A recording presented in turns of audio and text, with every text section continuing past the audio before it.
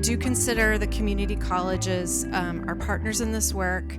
The AME Institute obviously has always been identified with the high schools, but I want to change that, frankly.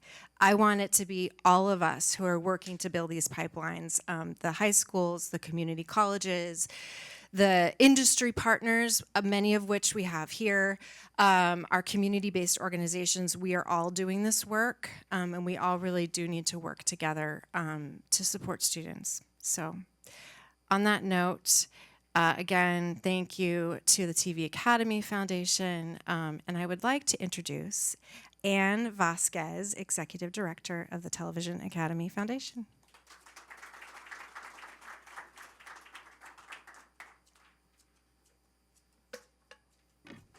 Good afternoon, everyone. I am so happy to be here. I am Ann Vasquez, the new Executive Director of the Television Academy Foundation. And when I say new, I really mean new. I've been here all of a month, or maybe a little bit more, maybe 5 weeks, maybe 4.5 weeks. And I'm thrilled that my first event is Community College Day, because it's really fitting. And I'm really thrilled that we're partnering with the AME Institute. I come from 27 years in the news and journalism business, and the last 5 being at a nonprofit newsroom that's statewide in California called EdSource. Does anyone here know EdSource or familiar? Okay, a couple of hands. All right. So EdSource is focused specifically on education, and so telling the stories, in-depth stories about the education landscape, the students, the parents, the professors, the policy. And so when I heard about today's event, I was excited about it because California community colleges really are the backbone of the higher education system in California. And, you know, it's, you know, not past me that 70% of the workforce of community colleges are part-time instructors who often have, you know, multiple, you know, teaching multiple classes in multiple campuses. And that poses a challenge when it comes to supporting our students. So for everyone who's here today, thank you for taking the time, for being here, for supporting the students. We're really going to talk about ways that you can think about to bring innovation into your classroom, or maybe having conversations about how the landscape is changing. These are all really important conversations to be having with students. And I know that, you know, the system educates 2 million students a year, and I know it's dipped over the pandemic, but it's on the back upswing.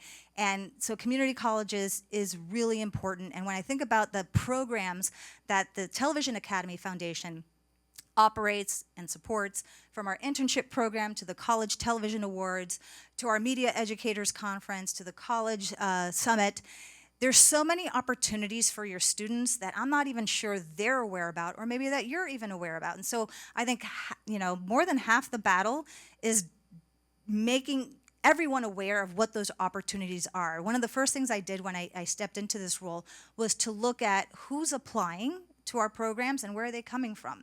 Because I want to know what's the pipeline look like, and there's work to be done in terms of opening up and diversifying that pipeline.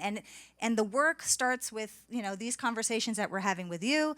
It starts with, you know, making sure that the students have the support to complete the applications, to know that these are opportunities for them and that they're really game-changing opportunities.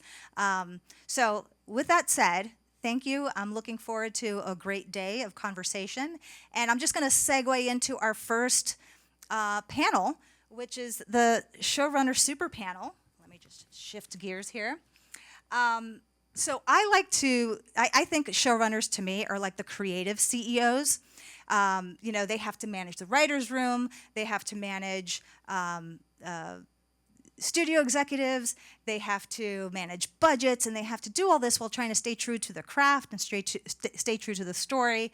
And it's a challenge. It's a challenge during any time, and it's probably even more of a challenge in the industry as it's shifting today. And so what we're going to do today is talk about ways that the landscape is changing, and what does that mean for your students? What does that mean for the kind of training, the skill set that they need to have in place? And we're going to hear from their personal experiences. So let me just get to the introductions. We've got 3 fabulous creatives, showrunners, executive producers here. So let me start by introducing Mark Goffman. Mark, please enter.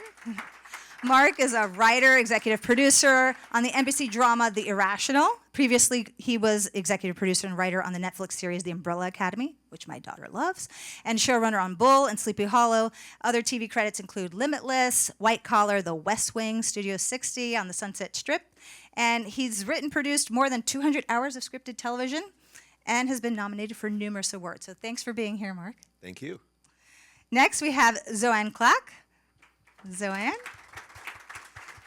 Zoanne's an emergency medicine physician turned TV showrunner, best known for her writing roles on hit dramas like Grey's Anatomy and its spin-off, Station 19.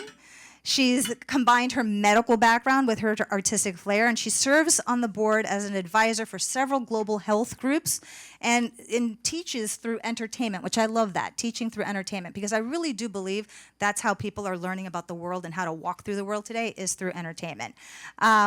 So thank you for being here, Zoanne. And last but not least, we have Kay Singleton. Kay. She's a writer and actress known for her role in the primetime soap opera Saints and Sinners, as well as creating and producing the series Covenant.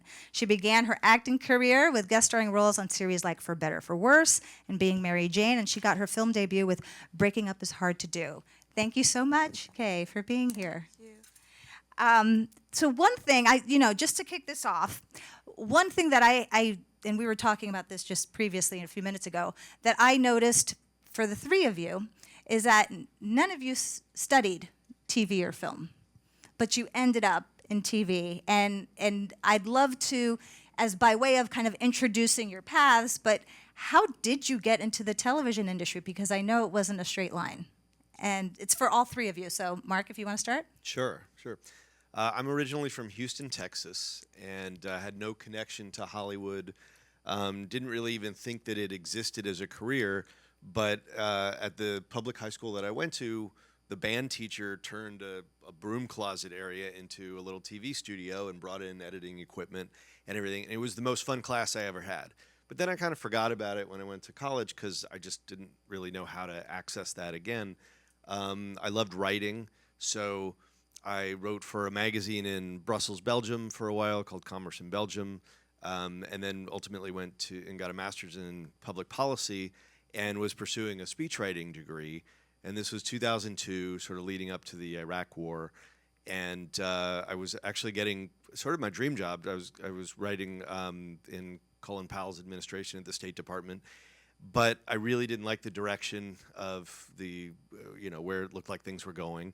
And I was getting pretty disillusioned. But at the same time, there was this show called The West Wing that was like, oh, that's the aspirational view of what I was actually doing. That's sort of the wish fulfillment version. And I wrote a spec of that show. And as it happened, they were looking for people with lived experience and some skill set on the show. And so my script wound its way to Aaron Sorkin, and it took a few months, but actually on the same day that my security clearance went through, I got offered a job writing full time on The West Wing. So. Wow, and so what was the reaction? Did people think you were nuts or brilliant for making the switch? A little of both. My parents didn't quite understand, but I was like, no, this way I actually get to have an impact on foreign policy. I think once I got here, and it's kind of funny because the writer's room starts in June, and like about 2-3 weeks after we started, the show got nominated for 20-some Emmys, and Aaron was like, and you get to go, and we'll come up on stage when we win. And I'm like, I've done nothing. I've been here 2 weeks, but I very quickly a part of this really phenomenal series with a great cast and really experienced writers, and just it was the best training and sort of way into. I was very spoiled early. Yeah, it sounds like a rags to riches. Not even rags, really, but it sounds riches to riches, more riches. Zoanne, how about you? Well, weirdly, our story starts the same. I'm also from Houston. I also did not think that television or any of this film industry was any real job. And I'm the only child of a single mom whose hopes and aspirations all lied upon me. So I was supposed to be a doctor or a lawyer. And I fulfilled that dream of hers by becoming a doctor. And senior year of high school, I was like, you know, maybe I want to do something else. And, I was raised on television, basically, because she had many, many jobs. And I was a latchkey kid. I watched all the shows. And I was like, maybe I could do this radio, TV, film thing. And I had already gotten into, I decided to go to Northwestern. And I was like, I'll just join the radio, TV, film program. Apparently, a lot of people want to do that. And that's like people's actual aspiration is to go to Northwestern in their radio, TV, film program. So I had to like work my way into it. I got into it at the end of my freshman year. I went home for the summer, saw my mom's expression, changed my major to communication studies because I'd, taken so much time to get into that school of speech. So I changed it to communication studies, did all of my pre-med requirements, went into medicine, did medicine for the next 10 years, burned out, tried to figure out what was next, got a master's in public health instead of public policy. Went around the world doing like international emergency medicine, couldn't find my niche, and I decided, I have a really good day job. I'm gonna go to Los Angeles and try this thing out that I wanted to do. And while I was, being a person that does not, is not comfortable with not having a job or a backup plan or anything, I arranged a lot of things in LA before I actually moved there. And one of the things I was looking for was a job, and my friend saw in the back of the emergency medicine magazine a job on ER for the show ER for an on-set consultant. And I was like, oh my God, that'd be perfect. And I wrote off a letter, heard nothing. And then the most random, serendipitous part of the story is that this is before 2000. Wellness was not like a thing. People didn't talk about, I'm burned out of medicine, or I want to do entertainment instead of saving lives. So I didn't. I didn't tell anybody why I was really going to LA. And for some reason, I told one of my mentors that there was this job on ER, but I haven't heard anything. And he's like, hey, mention my name. I trained with the guy who is hiring. And not only did he train with him, but like his name had actually been mentioned in an episode of ER, like they were that close. So I wrote off another letter with his name in it, immediately got an interview, came up, got to tour the set of ER. And I should say that I was also, my first year of ER residency was the first year of the show ER. So I grew up with these people. I felt like I knew the show. And I toured the sets, and I was the giddiest I'd ever been about any job ever. And then 2 weeks later, I get a call that I did not get the job. And I was like, cool. But they said, we keep you in mind, which I thought was just Hollywood talk. But I did try, once I got here, I kept going to the set because they said I could. And, so they referred me, one of the executive producers was doing a new show called Presidio Med. They had a doctor that did the pilot, but they didn't know if she was coming back. So they were like, well, we liked her. Why don't you just interview her and see what happens? And I was like, I had taken like a screenwriting class, one class at UCLA Extension. It was for comedy, and this was, of course, a drama. I had written the Sex and the City. It was probably maybe my third draft I was on. And I was, to the showrunner, I was like, look, I'll be on set, I'll be a consultant, but I'd really love to write.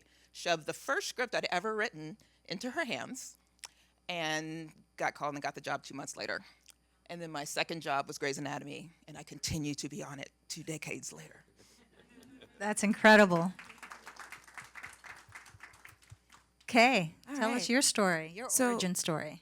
Mine is completely different. All right, I'm the new kid on the block compared to these geniuses over here. So I didn't know this was going to be something I was doing. I was in marketing for over 10 years, and I came to LA, I want to say in 2011, and started taking acting classes while I was still working for luxury liquor brands in marketing. And so I was at Stella Adler, took it with the 2-year conservatory, trained with Ivana Chubbuck. I was like, okay, finally, I think I want to be an actress. So then I moved back to Atlanta in 2016, and I booked my first roles. But I wasn't really getting the roles that I wanted. And I was like, well, forget this. I like to skip the line. I'm going to take some writing classes and figure this thing out on my own. So I took 2 years of writing classes starting in 2018. And by 2020, I had sold my first show. Now, this is unheard of. This is completely crazy, but it was not something that I was necessarily looking to do, but it was the path that I needed to take. Now, that's in hindsight that I'm thinking about all of this. So then what actually happened, this is the tea. I had a meeting to pitch a show in New York with a network. They canceled the night before. After I bought a plane ticket, got the hotel room, they're like, no, we just send us the pitch decks. And so I sat in my house, depressed, mad about the ticket that I bought, mad about the hotel room that I had already paid for. And I was like, you know what? We have 24 hours to be upset, and then you're going to figure this out. So then I flew to LA the next month, set a meeting with a friend of mine that I knew that had just gotten a job at a network at AMC's All Black. And I was like, I want to come in, I want to pitch, 5 different shows that I have. And so he took the meeting, crazy, and I come in there and I pitched these 5 shows. Covenant was one of them, and it didn't even have a pilot script done. But he was like, he and the vice president who was in the room was like, this is the one we want to go with. And so once they greenlit the show, that's when they tell me, okay, all your scripts have to be approved before you can get any kind of budget. So what that meant was I couldn't have a writer's room because I didn't have any money to pay the writers. And so it was heartbreaking for me because that was my dream of actually finally being in a writer's room. Because while I was on Saints and Sinners, I was an intern in the writer's room for that show and a writer's assistant. And thankfully, the showrunner was so gracious to let me do that. And that once I done, I thought, okay, so this is what it should be. And I'm going to have a writer's room of my own. But it didn't end up being that way because I didn't have the budget. Had to write all the episodes. Now, because I'm a new writer, I don't think about writing to budget. And then, and people told me that worked at the network that were approving the scripts, like, we were line producers before we know what to look for. So I'm just writing whatever I want under the sun. Come to find out, all the scripts were over budget. Right? And so now I have to figure out, how am I going to get my scripts down to fit within this budget that they have?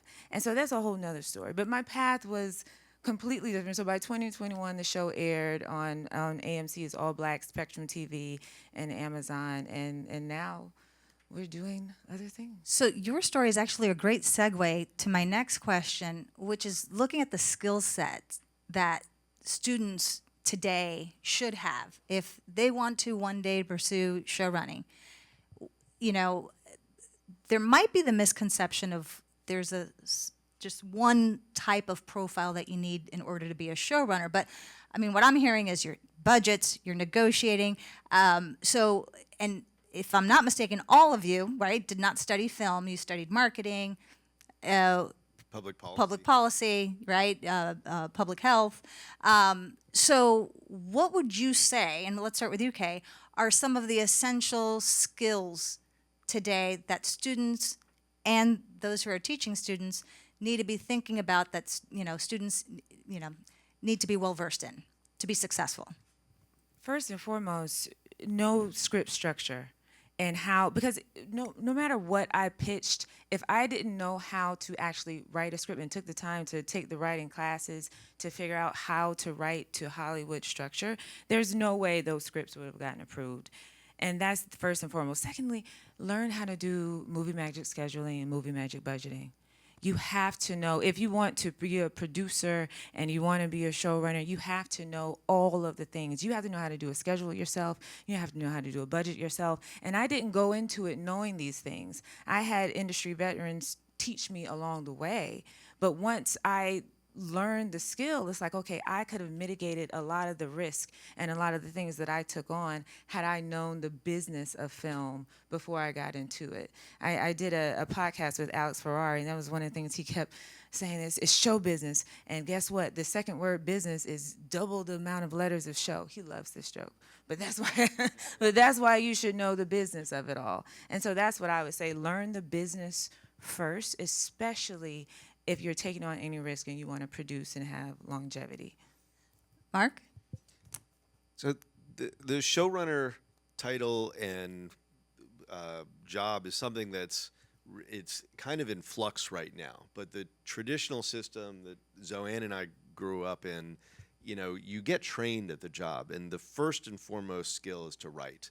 You start as a writer, and it in fact came out of the fact that in motion pictures, writers were more or less a commodity and really had no authority. So when television came around and was kind of the ugly stepchild in the 40s and 50s, the Writers Guild built in that they could become producers, and then that created this system of starting as a staff writer and moving your way up ultimately to executive producer. And because of that, there became like this whole apprenticeship system that sprung from that, and writers' rooms, and we groom each other to have that role.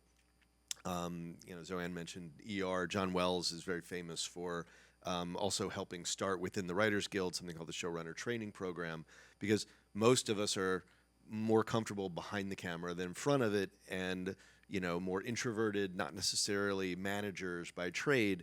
So there's a lot of infrastructure now to help people once they sort of move their way up the ranks. The system is a bit in flux because shows no longer have the 22 let alone seasons, episodes in a season. It's usually 6, 8 now, so it's much harder to train people in the same way and do all those skills. Like, we would learn to produce our own episodes, but now a lot of the seasons are written before production starts, so a lot of the writers don't get that training. I think the most important thing today is, if you're not already in that traditional structure and you have that support system, there's a lot of just really learning by doing, like getting out there and doing every job on the docket for creating short films, creating YouTube channels. You really you can learn yourself. I had to self-teach most of aside from the fact that like I enjoyed the process of writing, everything else I learned and on my own and from watching other people. But today you can go to masterclass.com. You can go to all these podcasts that are writer-centric podcasts, or learning from showrunners. There's a lot of really great resources out there. Zoanne, I'd love to hear your input. I will say, I'll preface this, that I feel like even in the journalism world, there's a division of church and state between the writers and the bean counters. I would imagine it's not very different. And I would say, though, there was probably, and that the news industry is one that's been in flux for a very long time, and in some cases not being privy to or understanding how the bean counting happens and how the budgets work and how has been detrimental to the creative side, because they're not, it's like, I don't want to see it, I don't want to hear it, and that's not probably the best approach. So Zoanne, I'm just curious with you in terms of the writing, the budgeting. I mean, these are a lot of varied kinds of skills. How would you say that it's evolved since you've been in the business? You threw me on the evolved part. I was just going to answer that question. That's fine. I feel like what you need to do you need to, first of all, know what you don't know, ask questions, be comfortable with letting people know that that's not my thing, and once I get input, I can do that job better. So I feel like if there's a lot of fake it till you make it in Hollywood. There's a lot of that.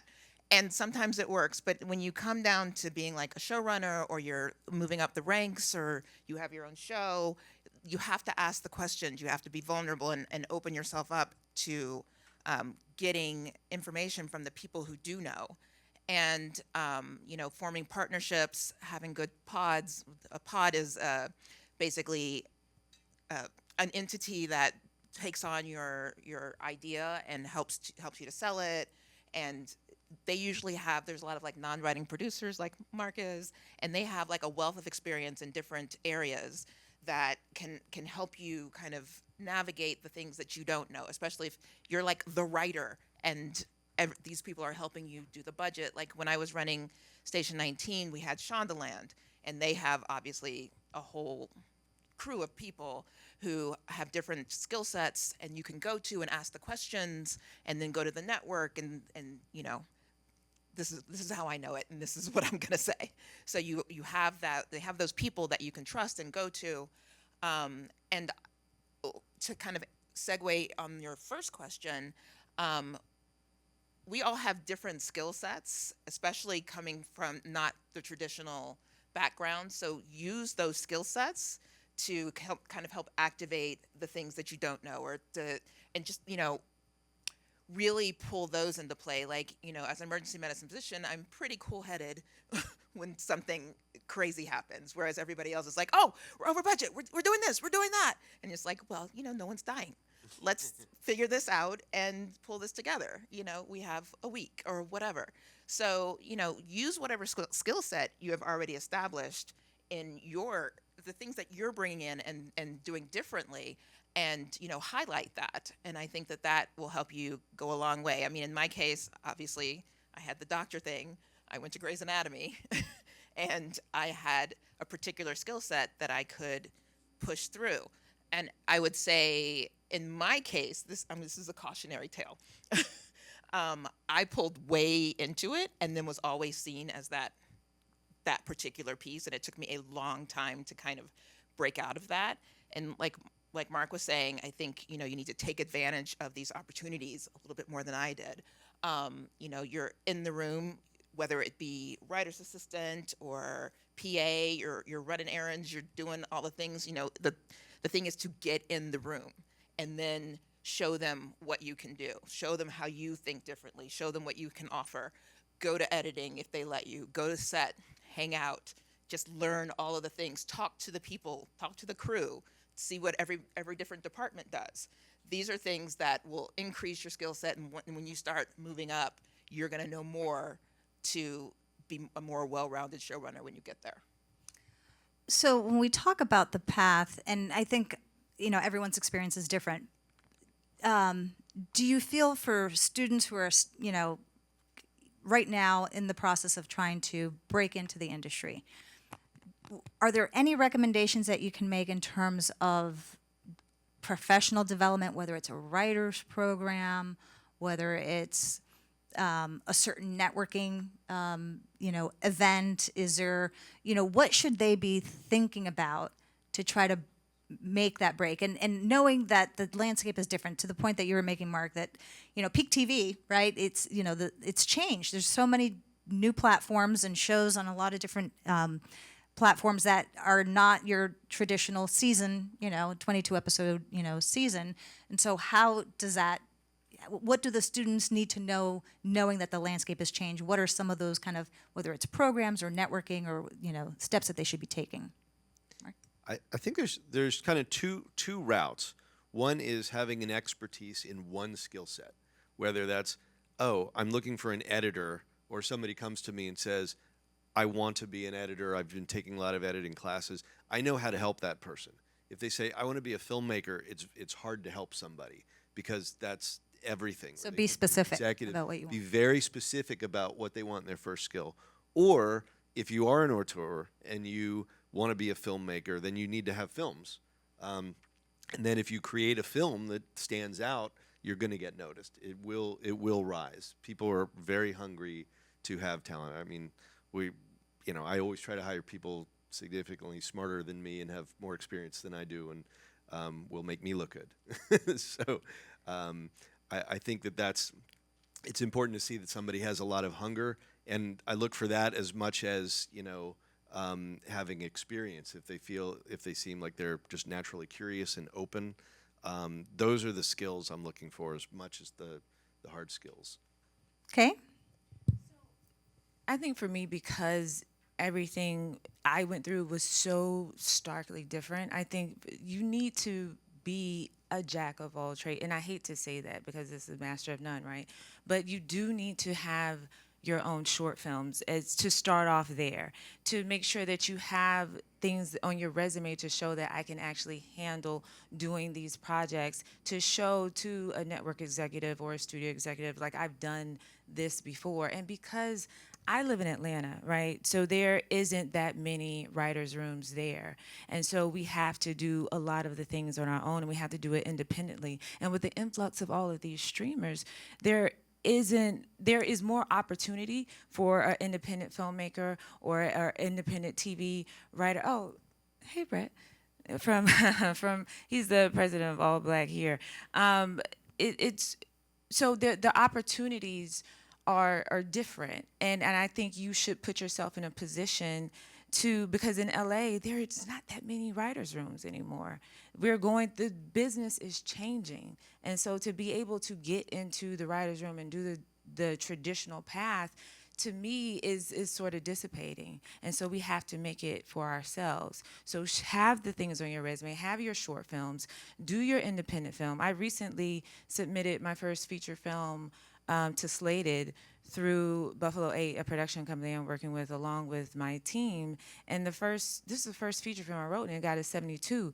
But if it gets above a 75, it opens up the door to investors, right? So I need to rewrite, so it will do that. But this is a process that Oscar-winning scripts go through. So you can do this on your own and get to the point where people respect you in the business. But I think learning all aspects of it and being able to have projects on your resume is key with where the business is going. Do you feel so? What was the traditional path starting at the bottom? Because I don't feel like none of you started at the bottom. Do you feel like you did? I feel like I started Yeah? at the bottom. Yeah. I do, for sure. Because I didn't have any experience going into it. I was in marketing for 10 years. I thought that I was going to be, I saw Boomerang and I thought I was going to be like. You started with your own show. Yeah, you started with your own show. That's what I'm saying. Yeah. But the experience, though, was excruciating and a blessing at the same time. And being able, I wish I would have had a writer's room. I wish I would have been able to have all of those things, but I didn't. And it taught me so much. But I do think, so I say all that to say, I think traditional paths are important, but if you don't have that, set yourself up for success is the best way I can say it. Zoanne, Mark, any other thoughts on that? Well, yeah, I mean, starting off as a writer, it was a huge learning curve right from the start. Like, I didn't know how to read a script. I could write a script, but I didn't know how to read, like, the changes.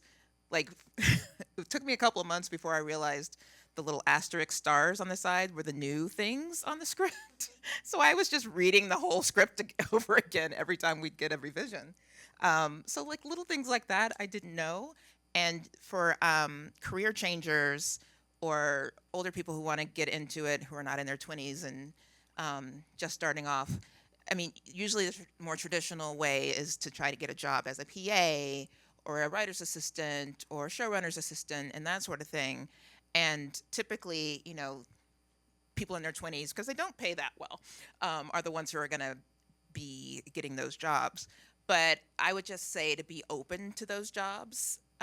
Even if you are in your 30s and 40s, it's just a lovely way to really get to know the process and go in running and really get to know people in the business who know other people, who can connect you to other people.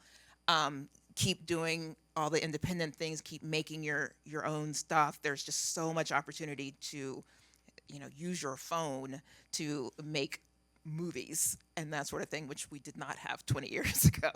So, getting into the writers programs, getting into the Writers Guild programs, making yourself known. They've got like a little lounge at the Writers Guild. You could like work there, tap people, that sort of thing. Read the scripts on iPads, right? Read the scripts. Yeah. They have a wealth of information there. So, I mean, there's lots of opportunities to do a lot more things. And I would say just keep yourself open to those. And the other thing is just a lot of people say, oh, you're so lucky, you got this, you got that. But we all know that luck is preparedness meets opportunity. So just be prepared when the opportunity comes and you too can have luck. Yeah, and keeping a job for 21 years is not on one of the best, highest rated In any competitive industry. shows is no easy task. And so just because you even get the job doesn't mean you'll be there. Like half of all shows fail after their first year or don't get renewed, and half of the writers don't return. So that's like a 25% chance that you'll be in that group that gets even 2 years on a show. So you got to work really hard. You know, when I started on The West Wing, there was so much I needed to learn about television writing. Aaron had a musical theater background and thought very much in a theater way about scripts. So I gave myself a crash course in theater, in musical theater, and you know, every waking moment was spent either studying politics or writing, or I mean, I had so many voids in my knowledge in order to do the job. But you know, luckily I got to stick around long enough to learn. But you know, even before that, I had, you know, the high school was my crash course in doing everything and learning all the different jobs of television and production. And you know, I tried one summer. I tried to work in an agency, and that was probably the hardest job I ever had. And I didn't last very long at it.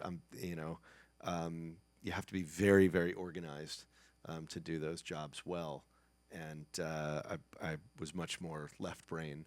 And I've learned to be a lot more organized now, but it took a while. A little more time to bake, right? When we talk about mentorship, what's the best advice you can give those who are helping students trying to break into the industry, and then the students who are here, about how important it is to find your person, whoever that person is, and what do they need to do to cultivate that relationship? Definitely for me, I work with a lot of organizations in Atlanta. It's WIFTA, Women in Film and Television Atlanta, Black Women in Film. I work with the Mayor's Office of Film and Entertainment, Fulton County Film Office, and I volunteered at first to get into these different organizations because I knew I was going to need their support. I was going to need the city's support. I was going to need different women in television, their support. And once you have that, we can't be afraid to serve first so that then we'll be able to go back and ask for a favor. And so I did those things to try to make sure that I could cultivate those relationships. So now as a showrunner and producer, if I need permits or licenses or things like that to shoot, you know, locations manager, I have those people that I can call and lean on to. Also, you need to have a great team. I didn't have a great team my first time as a showrunner. And I'm not going to get into the gory details, but the producers I had, I didn't feel like I was supported enough. And now learning that and going through that process, I realized that having a team around me that you can trust, that believe in your project just as much as you do, but also want to make sure that they're putting out excellent quality. It's so important to have those people with you. So if you don't have your team, if you're the EP or showrunner or writer or whatnot, have your line producer in place. Have your location manager in place that you already, your casting director, everybody that you need that you are going to have to lean on to, have all those people and go into it. And so start cultivating that team now.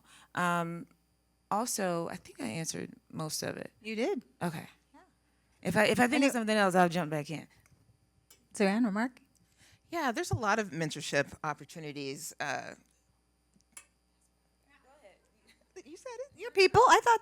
Well, either way, we can come back to you. It's no problem. Yeah, just like a lot of the things that she was saying, and just like there's a lot of online things that you can get in with, and then like I've done a couple of talks with different groups, directors groups, groups of people trying to get in, writing groups, and you can always join those organizations or join those panels and that sort of thing. And then from that panel, if you really spark to someone, you reach out to them and just try to cultivate that relationship. I mean, Hollywood is still very much based on relationships. We're getting, thankfully, out of, oh, my college buddies are going to be in my writer's room. It still happens, but we're really trying to, I think we've really seen how diversifying our writer's room really uplifts the work. And hearing all these different voices, and especially during this peak TV, we were hearing a lot of different voices, which was the beautiful part about it.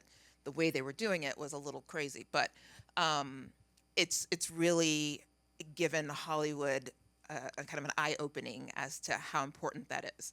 But I did this one mentorship program. I think it was called Start with 8 or something like that. And just recently, just like yesterday, one of the mentees reached out to me and was like, "Hey, it's been a long time." So if your mentor is not reaching out to you every month or or quarterly or whatever, reach out to them. They're probably mentors because they have busy jobs and they have, lives and things. It's not because anything against you, just, you know, bite the bullet and reach out to them and see what they're doing. It's not because they don't like you, it's just because they may have gotten busy. So really take the initiative and learn about these programs, learn about these mentorship opportunities, and take advantage of them. And the beautiful thing about today, post-pandemic era, is that there's so much on Zoom. You have so many more opportunities. You don't have to drive to Chapman University to do a mentorship thing there. You can hop on a Zoom if there's a panel that you're interested in. So just really take advantage of those and really look for them. And they're all over the place. Like Jen Grisanti has stuff all the time, and she has mentorship programs. They cost a lot, but but they're available. And from doing those, and then what he was saying with what was it, The Writers Guild, or well, there's a Writers Guild, but just there's a lot of opportunities online to find different people and get on different panels, and not get on panels, but to listen to the panels. And that's it. I'm repeating. So, Mark, what's the best way to find a mentor? I think as a student and from school's perspective, creating a program where they just would approach people and say, would you be open to students asking advice or coming to talk to a class? Most writers are very willing because they're curious. They like education. They like learning. They would love to talk to a class or create a little cadre that they minimal impact once, twice, even up to 4 times a year, where they talk to other students. And then out of that there'll be some natural mentorships that come out of it. But creating a system where somebody can reach out to a school, or the school is reaching out to them, to writers' rooms, that's one way. For if you're going your own way, what I usually suggest to students is find your favorite shows and try to DM on Instagram, on Twitter, on whichever social media they're on. Almost every showrunner now, as a part of your job, is to kind of do a lot of the publicity and outreach. So they're available and they're accessible, and you can DM them, you can find them somehow. And don't ask for a job, ask for information. Say, I'm an aspiring writer, I'm an aspiring actor, aspiring, whichever element you are, and I'm a huge fan of your work. Butter them up. And then ask if you can, have 15 minutes on a Zoom, and let it progress naturally from there. But that tends to, I've been on shows where people have been hired off Twitter and off social media. Oh, that's great. That's great. So we're going to open it up to questions from the audience, but I have one more before we do that. If you think back to your days, well, maybe not in college because you weren't necessarily studying to be where you are today, but knowing what you know about the business today, is there something you feel that might be missing in the classroom that, boy, you should really teach your students how to join a union, or you should really teach your students how to read a budget, or you should really, what is there one thing, what would it be? You want to go first, Kay? Sure. I think I would, there's so many things, but one of the things that stands out to me is teach them how important to think about post-production is in the beginning, in pre-production. I think a lot of people, as filmmakers, independent filmmakers, don't think about post-production until it's there, and until now I have to move into post because we've gotten past the hill of principal photography. But you really, and that was my editor, surprisingly, was just calling me, it's probably reminding me, you have to have that in the room when you're in development, when you're in pre-production meetings. Have your editor there with you, have your DP, have whoever is your post-production supervisor, your music, have all of these people in the room so that you can have a full vision and budget out post-production properly, because it's going to cost. It's a whole lot. So I think the importance of post and legal deliverables, I think we don't talk about enough. And that would be one of the key gems I would say. Let's talk about it more and have that more in the planning process going into it, because you can't just fix everything in post. You have to That's great advice. plan for it. I would say leadership. If you're an aspiring showrunner or a producer, you're going to be like, as a showrunner, you are basically in charge of like 350 people's lives. So you need to know what is good leadership and how to run a ship, basically, how to be the captain of the ship. And I think that is not emphasized enough. And there's a lot of people who end up as showrunners who are fantastic writers, amazing writers, but the ship goes down because, the leadership wasn't there. So I think that's a focus that many people don't think about when you're trying to be creative and go into this business. The business part, which is longer than the show. Right. I would say if you're going to work for someone else, and it's not you're going to do your show or you're going to make your film, but if you're going to work on somebody else's show, learning and have the attitude of being indispensable to that show and that person. Because it's interesting, you're hired for your vision and your creativity, but then the show wants all of that energy channeled into that endeavor, not your own. And it's easy, I think, especially in some of the entry-level younger people who are they're very excited to get their shot or to do their thing. But to remember, if you're getting paid on that show, like, just go all in and you'll get your shot and you'll then learn and you'll be ready for it. But to really focus on trying to become indispensable to the machinery of the show you're on. So more servant leadership as opposed to building just your brand, right? Okay, well, I wanted to make sure that we get your questions in. So we'll just feel free to raise your hand, and I'll repeat the question to make sure that everyone else can hear it. But all right. Good afternoon. My name is Coleman. I'm an assistant director for 15 years. So I worked on Grey's a bit when they crossed over with Scandal. During Carrie's pregnancy. So I know you're a technical advisor on Grey's, the blonde on the set. Linda. Linda, yes. Okay, I know her as well. My question for you all, because Hollywood is what it is, I teach my students to diversify. Right, you all showrunners specifically in TV. I call TV one slice of this big pie, right? They don't know the other slices because they're not as familiar with those. I'm curious, in your careers, how do you diversify your income and stories and writing, and is it just TV, or what else are we doing in this era of uncertainty? So I'm going to repeat the question for the purposes of the cameras and everyone, but how do you diversify your income, your creative work, and just essentially your path? So every year, I try to do at least one creative endeavor that scares the crap out of me, that is outside of my wheelhouse, outside of television. I did a documentary on ventriloquism. I wrote a novel. I wrote a play.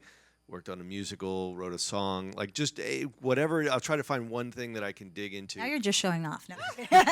I'm not saying any of them are any good. But that's great. That's fantastic. But that helps me, and usually it feeds back into, if I direct a short film, I'm like, oh, now when I go back to writing, I'm thinking about my writing differently, the transitions between scenes, what I should be writing for the actors. It really it helps. For me, at least, television has been the engine for income, and all these other things I've had a lot of trouble making any money on. But they're really fun, and they keep me, engaged. Mark's much more progressive than I am. I have made my living in TV for 20 years. And I will say that I did keep my doctor job for the first 7 years of Grey's Anatomy because I always had to have that backup. And then I realized I probably could be okay without it.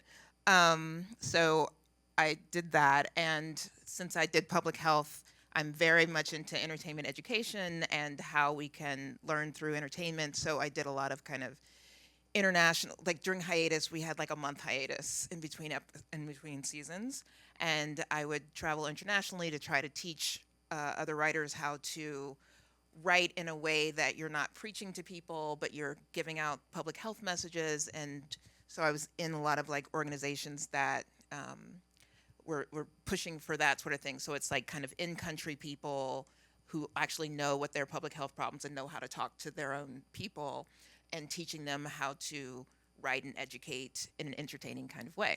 So I did that for a long time, and then I had a bunch of kids, and I stopped doing that. So now I am going to try to write a novel in this next year, and just kind of rebrand and kind of give a lot of what I've learned, kind of not a novel, I'm more like a memoir, self-help kind of thing, and then try to kind of motivate that. But, you know, my main income is TV. Okay, anything to add? Can we talk? Listen, I'm going to say this because I don't want to keep beating a dead horse because it's so different for me. I think it's almost essential that you do more than one thing. Where the business is going, because I'm a woman, right? I can only act for so long before they age me out of this thing.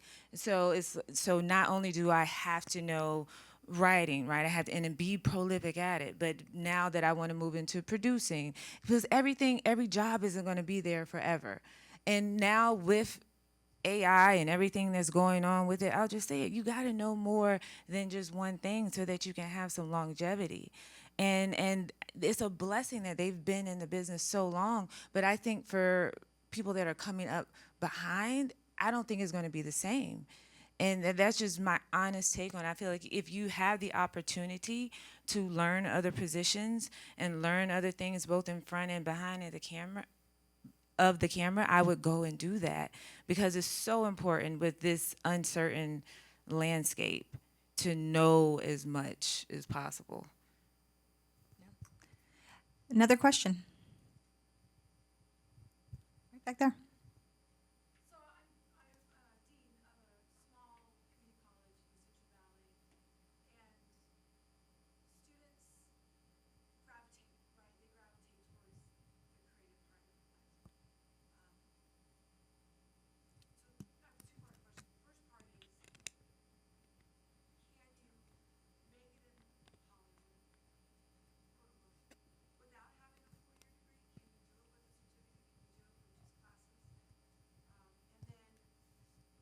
then, is there a possibility to learn what you all have to learn when you're not like located in a creative community? Let me just repeat those two. It's a two-part question. The first is, do you need a four-year degree, or can you break into Hollywood with taking some classes or getting some certificate programs? And then the second part is, do you need to be in LA, or do you need to be in a place like LA where there's a lot of productions in order to be successful? I think that there more and more no one is asking or looking for where did you go to college, what is your degree in. It's about what's on the page. They're reading your script and deciding, if that's something they want to move forward with, or either on that show or create as a show. So I think that is very accessible. The virtual room, or can you live anywhere and do this? I think it's better today than probably ever in my career in terms of getting to live somewhere. I don't know if that's going to stay forever. The Irrational Room is 3 days in person in LA, Monday and Friday virtual. I think the studios are thrilled to go all virtual because it's significantly cheaper. They don't have to rent office space. So I think there are a lot of rooms, and there's going to be a level of shows that are rooms that are all virtual. So I think it's probably more today than ever, but I don't know if it's going to stay. Yeah, and I definitely agree. Your calling card is going to be your script or your short film or whatever it is that you have created. Nobody at Sundance is going to be like, well, her film was amazing, but she only has a certificate. I mean, if the creativity is there and the work is there and people will recognize it, like he was saying, it floats to the top. I definitely think that you can do it. I was trying to take inventory of most of the people I've worked with, and I'm very old school, so most of the people in our room have had, like there's a lot of USC people, there's like 3 Harvard people. Um, they get you, what they get you is the networking. So there's the USC groups, there's the Northwestern groups, and there's no reason that there couldn't be that group that you bring in people to a group of your own students, and you have that networking opportunity through that. So I think in this day and age, there's no reason that has to push you back. You can definitely do the work and have that be your calling card. And as far as like being in LA, I mean, there's something about like being in the Mecca that definitely increases your creativity because you're around all these people and you get to know all these people, and even Atlanta and New York, but you don't have to be for sure. We definitely have one person who works almost all virtually, and she lives in Atlanta, but she's in our writer's room. And when people have to travel now, I mean, it's lovely. Like we have one person on Zoom right now who is in New York because his mom is selling her place and he has to organize things, but he's in the writer's room while he's doing that. So this day and age, you have a lot more opportunity to kind of have a life and be in the writer's room, whereas before it was like all consuming. You could not, especially on a show that goes season after season after season. Like I said, we had that month off, and I love that you were able to do all this creative stuff, but like even just writing my own scripts for like the first 10 years was like, I was so fried from doing like 22 episodes and just having that month that I never like did my own scripts. And I would encourage you to keep doing that and keep those creative juices flowing, because I think it took me a lot longer to get where I was because I was so kind of complacent in this lovely job that I had. But I think a lot more opportunities could come if I had really pushed forward. So. Okay, did you have anything to add? I think those were great answers. Yeah. So think about your questions because we still have time for a few more. But it seems like the 3 of you all brought your lived experience to the job. And so when we talk about education, we talk about it seems to me that education is not just about the practical skills, but it's also about your lived experience. So getting to know how to relate to people and how to walk through this world and how to deal with different kinds of situations and different kinds of people. So I'm just curious about the lived experience and what you could say about that and how that plays into being a showrunner. Well, I was going to say really quickly, I think for me, leading with respect is so important instead of, let's say, intimidation. Because when you lead with respect, people, A, respect you, but they also stay loyal to you. And you have, so whether it's my relationship with the PA or an editor or, someone that's just bringing in crafty, to have a mutual respect for every position on set is so important.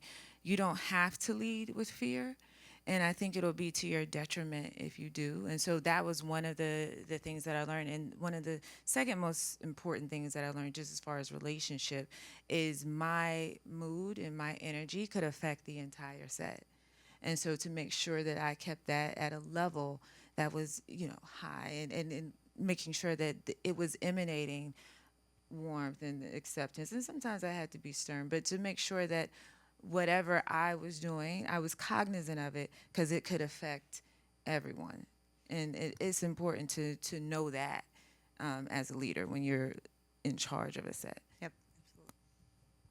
Well, as far as lived experience, it's so important to me. Like when I'm hiring people, when I hired for Station 19, it was such a beautiful thing to come together in the writer's room with so many different people from so many different backgrounds.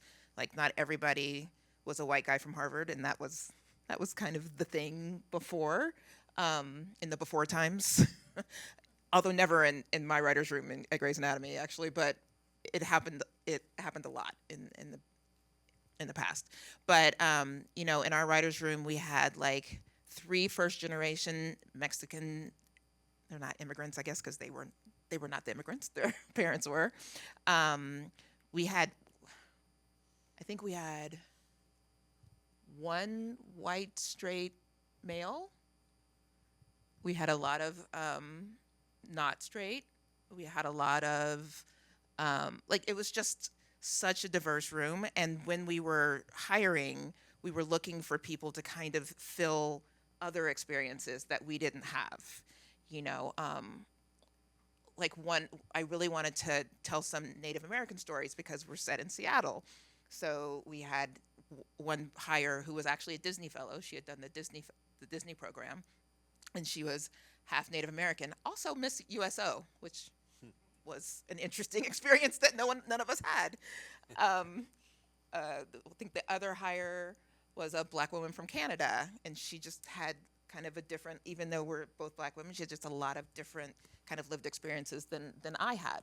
And that was really like none of my interviews, or meetings that we call them, none of them did I say, where did you go to college? Never. And of course, obviously, my lived experience is what got me into the industry. So I am, and I think that's the trend that is happening now, is that people really want to hear from voices that are not traditionally heard, and specific to the show. Like, obviously, on a firefighter show, we wanted to have people that had some EMT experience and that sort of thing. So we're looking for that kind of thing. On Grey's Anatomy, did you work in a hospital at any point in your life? Were you like a researcher? Like, what can you bring to that can be additive to the room and not just, you know, the kid coming out of college and wants to be a writer and hasn't lived anywhere else or done anything else. So that's always what I'm looking for. And Mark, we'll give you the last word because I'm told we're going to have a little break before more programming. But Mark, Okay. finish it off. Sure.